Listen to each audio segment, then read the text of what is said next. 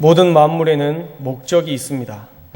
학교는 지식을 배우고 학문을 넓히는 곳입니다. 또 병원은 아픈 사람을 고치고 치유하는 곳이죠. 그렇다면 교회는 어떤 곳일까요? 불쌍한 사람을 돕는 곳인가요? 물론 교회가 할 일이긴 하지만 본질은 아닙니다. 교회는 하나님을 믿는 믿음으로 사는 사람들의 모임입니다. 그래서 교회의 본질은 하나님의 나라를 세우는 것입니다. 주기도문에서 우리가 고백하죠. 하나님의 나라가 임하옵시며. 하나님의 나라가 임하는 곳이 교회이고 그 일은 우리 그리스도인들이 해야 할 일입니다. 하나님께서도 인간을 만드시며 계획과 목적이 있으셨습니다. 그것은 바로 하나님의 나라를 세우는 것이었습니다. 하나님께서 주관하시고 하나님께서 통치하시는 그리고 함께 세워나가는 나라를 만들기 위해서 이 땅에 인간을 창조하신 것입니다. 그런데 그 나라는 불완전하게 창조되었습니다. 전적인 하나님의 역사로 완벽하게 창조되어서 문제없는 나라가 아니라 하나님을 신뢰할 때만 놀라운 기적을 경험하게 되는 하나님을 믿는 믿음으로 완전한 나라를 만들어가는 속박 안에서 자유케 되는 그런 공동체를 하나님은 원하셨습니다. 속박 안에서 자유케 된다라는 말이 이해가 되시나요? 이것은 어린 아이들이 부모님의 울타리 안에서 행복을 유지하는 것과 같습니다. 이처럼 하나님의 품 안에 거하면서 순종할 때 얻어지는 그런 자유인 것입니다. 인간을 창조하신 후에 사람을 향하여 하신 말씀을 보면 하나님의 뜻을 우리가 분명히 알 수 있습니다. 창세기 1장 27절과 28절의 말씀을 함께 읽겠습니다. 1장 27절 28절 시작.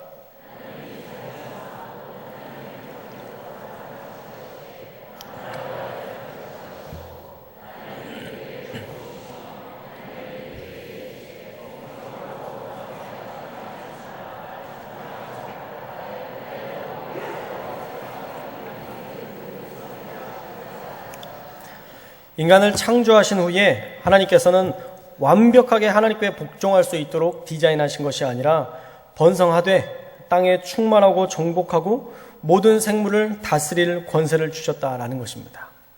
왜 그런 특별한 권능을 주셨을까요?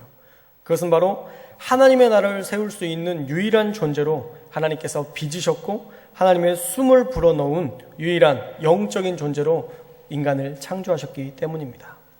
전도서는 이 사실을 분명하게 증거하고 있습니다. 전도서 3장 11절 말씀 함께 읽겠습니다. 3장 11절 시작. 하나님이 모든 것을 지으시되 때를 따라 아름답게 하셨고 또 사람들에게는 영원을 사모하는 마음을 주셨느니라. 그러나 하나님이 하시는 일의 시종을 사람으로 측량할 수 없게 하셨도다. 아멘. 마음으로 읽으셨죠? 전도에서 분명하게 하나님은 사람들에게 영원을 사모하는 마음을 주셨다 말씀합니다. 이 영원이라는 말은 오람이라는 히브리어로 인간이 생각할 수 없는 생각 밖의 시간, 영원한, 또 영원한 세상을 가리킬 때 쓰이는 단어입니다. 다시 말하면 인간이 생각할 수 없는 영원한 나라, 하나님의 나라를 사모하는 마음을 인간에게 부어주셨다는 것입니다. 영적인 존재로 창조하셨기에 이 영원한 나라를 사모하게 된 것입니다. 그리고 하나님은 사람을 통해서 하나님의 나라를 세울 것을 분명하게 약속하고 있습니다. 창세기 17장 8절 말씀 함께 읽겠습니다. 시작. 내가 너와 내 후손에게 내가 거류하는 이 땅 곧 가나안 온 땅을 주어 영원한 기업이 되게 하고 나는 그들의 하나님이 되리라. 이 말씀은 아브라함에게 주신 하나님의 언약입니다. 가나안 땅을 통해서 영원한 기업을 세우고 그들의 하나님이 되리라 라는 약속의 말씀입니다. 가나안 정복은 단순한 땅을 차지하기 위한 정복 전쟁이 아니라 하나님의 백성을 세우기 위한 하나님의 나라를 만드는 과정이었다는 것입니다. 모세오경을 통해서 하나님의 나라를 세우는 과정을 우리가 살펴볼 수 있습니다. 창세기에서 시작된 하나님의 나라는 인간의 죄와 불순종으로 반역에 의해 좌절되는 것 같았지만 다시 아브라함의 믿음과 순종을 통해서 하나님의 나라는 재시작됩니다.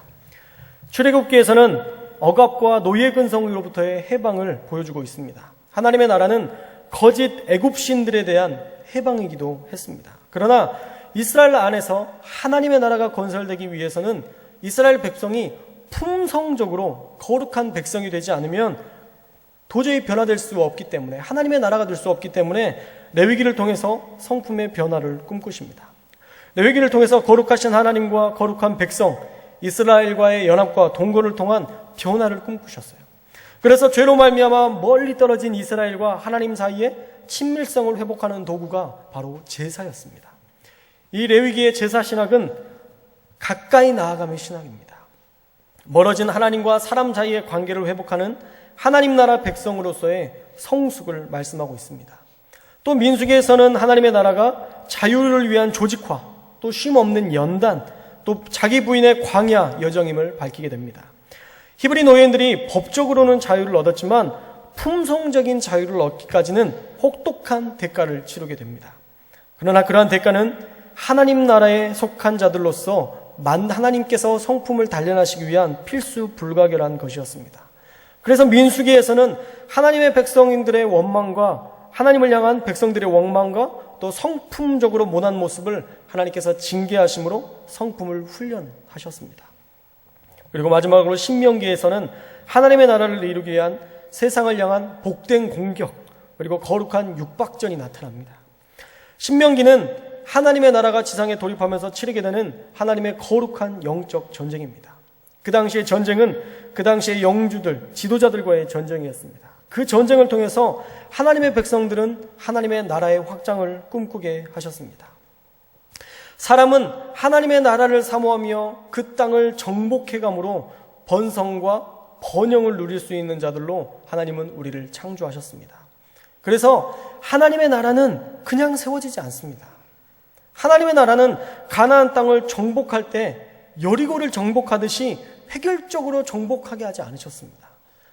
6바퀴 돌고 매일 한 바퀴씩 돌고 마지막 날에 7바퀴 돌면 정복되는 13바퀴만 돌면 모든 땅이 정복되는, 그렇게 하나님은 정복하게 하지 않으셨습니다. 어떻게 해야 이스라엘이 가나안 땅을 정복할 수 있었나요? 여러분들이 잘 알다시피 칼을 들고 나가야 했습니다. 나팔만 불고 땅 밟기만 함으로 하나님께서 그 가나안 땅 전체를 주신 것이 아닙니다. 여리고는 특별한 은혜인 거예요. 가나안 거민들에게 겁을 줘야 되니까, 이스라엘 백성이 하나님께 붙들림 받은 백성임을 보여줘야 되니까 그 여리고 13바퀴만 돌아도 무너지게 만드신 것입니다. 가나안 거민들에게 이스라엘 백성은 내가 함께한다. 건들면 너희들이 그렇게 철옹성같이 말하는, 자랑스럽게 여기는 그 여리고라 할지라도 내가 단번에 무너뜨릴 것이다 라는 이 사실을 가나안 땅에게 보여주기 위한 하나님의 능력의 일이었습니다. 내 백성 건드리면 다 여리고처럼 될 거야. 그들은 내 소유된 백성이다. 이 사실을 보여주기 위한 특별한 하나님의 역사였습니다. 그러나 여리고 외에 그 나머지 땅들은 칼을 들고 나가야 이기게 하시는 정복전쟁이었습니다. 우리가 하나님의 나라를 세우는 방법은 이처럼 세상을 정복하는 것입니다. 하나님의 말씀의 능력이 얼마나 위대한지 세상 가운데 보여주고 그들도 그 놀라운 위험에 떨게 만드는 것이 바로 하나님의 나라 백성들이 해야 할 일이라는 것입니다. 그러면 우리는 칼을 들고 세상에 나가야 할까요? 그렇지 않죠?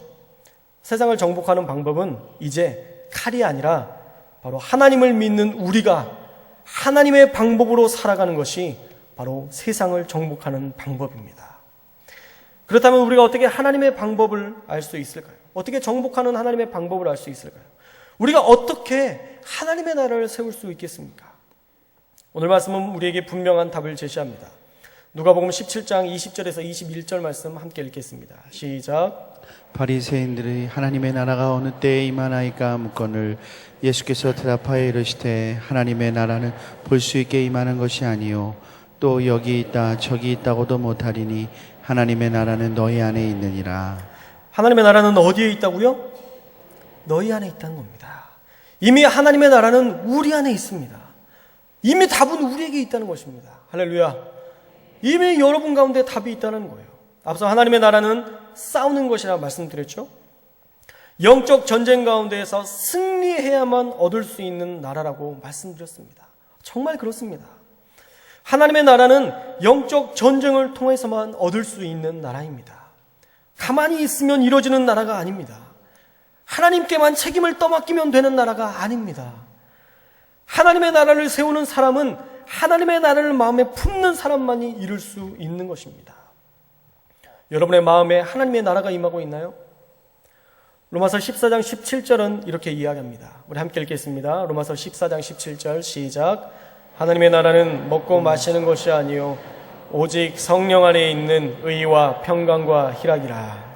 하나님의 나라는요, 먹는 것, 마시는 것으로, 육체적인 것으로 누릴 수 있는 것이 아니라 성령 안에서만 누리게 되는데, 성령이 주시는 의, 평강, 희락을 품고 사는 것임을 말씀합니다. 그래서 하나님의 나라는 성령의 이끄심을 받는 자만 누릴 수 있는 것입니다. 성령 충만하지 않으면 결코 우리 안에 하나님의 나라가 임할 수 없습니다. 우리가 의로움을 따라 살고 마음의 평강을 누리며 말할 수 없는 기쁨을 누리는 것은 오직 성령의 충만함으로만 누릴 수 있는 은혜인 것입니다. 그렇게 성령 충만한 사람만이 세상 속에서도 의와 평강과 희락으로 세상을 하나님의 나라로 바꿀 수 있게 되는 것입니다.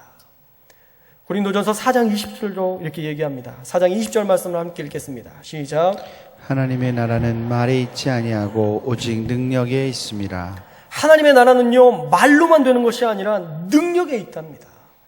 하나님의 나라, 바실레이아라고 말하는 이 나라, 이 통치는 말에 있지 않고 두나미스, 능력, 권능에 있답니다. 이 두나미스라는 단어는 다이너마이트의 어원이 되는 말입니다. 폭발적인 능력, 권세, 권능을 말합니다.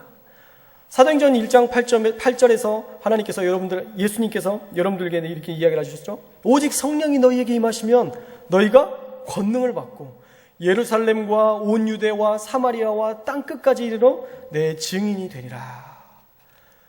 그 권능이 우리 가운데 임하면 우리가 그 폭발적인 능력, 그 권능, 두나미스를 가지고 세상 열방 가운데 복음을 전할 수 있게 된다는 것입니다.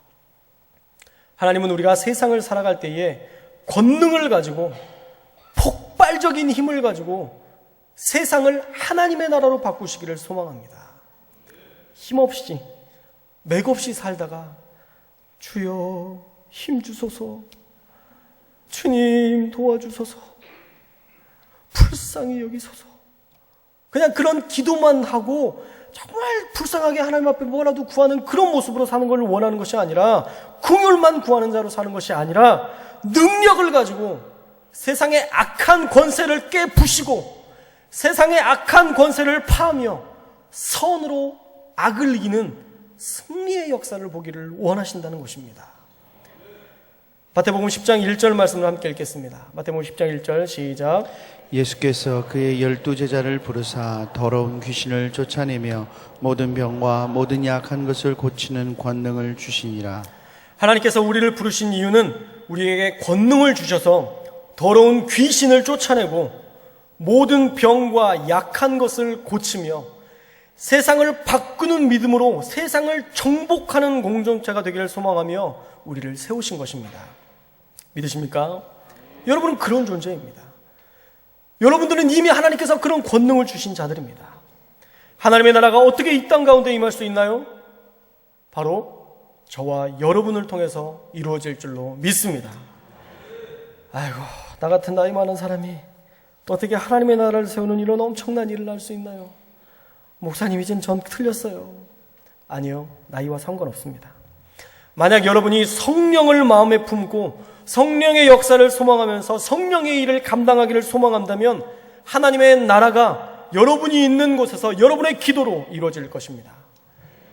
요양원에 계신 권사님을 신방하면서 그분께 사명을 드렸습니다. 그것은 이 나라를 위해, 한국 교회를 위해, 우리 교회에 세우신 담임 목사님을 위해 혹시 시간 나시면 저를 위해서도 기도해달라고 그렇게 요청했습니다. 그러면서 권사님은 후방에서 엄청난 지원을 하고 계시는 것이라 권면하면서 계속 기도해 주실 것을 요청드렸습니다. 그 권사님의 기도가 우리 교회에 사단의 공격을 막게 되는 줄로 믿습니다. 어떻게요? 믿음의 기도에는 능력이 있거든요. 출애굽기 17장 10절에서 13절에 보면 기도의 능력이 나옵니다. 우리 함께 읽겠습니다. 10절부터 13절까지 시작. 여호수아가 모세의 말대로 행하여 아말렉과 싸우고 모세와 아론과 훌은 산 꼭대기에 올라가서 모세가 손을 들면 이스라엘이 이기고 손을 내리면 아말렉이 이기더니 모세의 팔이 피곤함에 그들이 돌을 가져다가 모세 아래에 놓아 그가 그 위에 앉게 하고 한 사람은 이쪽에서 한 사람은 저쪽에서 모세의 손을 붙들어 올렸더니 그 손이 해가 지도록 내려오지 아니한지라. 여호수아가 칼날로 아말렉과 그 백성을 쳐서 무찌르니라. 아멘. 모세가 손을 들리면 이스라엘이 이기고 팔이 아파서 손을 내리면 아말렉이 이겼다라는 것입니다. 그러나 그때에 아론과 훌이 모세의 손을 붙잡고 올렸더니 결국 여호수아가 칼날로 아말렉과 백성을 쳐서 무찌르게 됐습니다. 하나님께서 손을 들면 이기겠다고 약속하셔서 손만 들었을 뿐인데 이스라엘은 승리했습니다. 손만 들어도 이기게 하신 하나님이 수십 년간 믿음으로 기도하신 그 권사님의 기도를 간과하시겠습니까? 저는 그 권사님의 기도가 우리 교회를 보호하고 악한 세력으로부터 물리칠 권능의 사역을 하고 계신 줄 믿습니다. 위대한 일은 작은 일을 위대하게 할 때 가능한 것입니다. 다시 말하면 하나님의 나라도 작은 것을 위대하게 할 때 가능한 것입니다. 참으로 멋진 말이죠. 하나님께서 주신 귀한 지혜의 말씀입니다. 하나님의 나라를 세우는 귀한 일을 위해 여러분의 작은 일을 위대하게 이루십시오. 어떤 일이든 성령으로 말미암아 하나님의 권능을 가지고 행하십시오. 그러면 하나님은 여러분 안에 하나님의 나라를 이루실 것이고 여러분이 가진 하나님의 나라는 의와 평강과 희락을 소유하게 할 뿐 아니라 하나님의 능력을 통해서 하나님의 나라가 널리 퍼지고 세워지는 놀라운 사역을 감당하는 자로 여러분들을 사용하실 것입니다. 그러나 이 일은 결코 혼자 할 수 없습니다. 전쟁은 1대1로 하는 것이 아니라 부대 간의 나라 간의 전쟁이기 때문입니다. 함께해야 승리할 수 있습니다. 그래서 우리 교회 공동체가 필요한 것입니다. 바라기는 하나님의 나라를 세우는 귀한 사명을 우리가 받았는데 그 귀한 사역을 함께 이룰 수 있는 우리 공동체 안에서 하나님의 나라를 이룰 수 있는 저와 여러분들 다 되시기를 주님의 이름으로 축원합니다. 기도하겠습니다.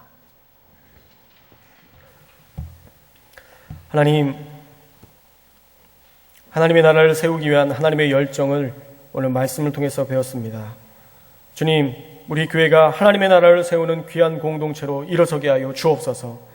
패배의식에 넘어져 있지 않게 하시고 긍휼만 구하지 않게 하시고 다시 성령의 충만함을 구하며 일어서게 하여 주시어서 능력으로 사용하며 권능으로 세상을 뒤집어 엎는 강한 하나님의 군사로 하나님의 백성으로 우리를 세우시고 인도하여 주옵소서. 작은 일을 위대하게 할 때 하나님의 역사가 나타나는 줄 믿습니다. 무엇을 하든지 죽게 하듯 하고 사람에게 하듯 하지 않는 우리 모두가 되게 하여 주옵소서. 주여, 부족하지만 나를 통해 하나님의 나라가 임하게 하여 주옵소서. 이 나라와 민족을 위해서 기도합니다. 남과 북이 복음 안에서 통일되게 하시고 북한 땅에도 이 귀한 하나님의 복음이 넘치게 하여 주옵소서. 또한 우리 교회를 위해서 기도합니다. 우리 교회 비전 만천백의 비전을 속히 이루어주시고 세우신 담임 목사님의 건강과 가정을 지켜주시며 힘든 중에도 날마다 주님의 공급하시는 힘과 능력 안에 살게 하시고 그 무엇보다 성령의 능력을 갑절로 부어주셔서 늘 하나님의 역사 가운데 사역하시는 귀한 목사님으로 세우시고 인도하여 주옵소서. 귀한 주님의 날 말씀을 공급받고 다시 힘을 얻게 하시니 감사합니다. 한 주간도 주님과 온전히 동행하며 승리하는 우리 귀한 성도들 되게 하시고 마음에 힘든 것들, 괴로운 것들은 다 내려놓고 다시 돌아가서는 더 힘있게 주님의 권능으로 살아가는 우리 모든 성도들을 되게 하여 주옵소서. 우리를 위해 일하시는 예수님의 이름으로 기도합니다. 아멘.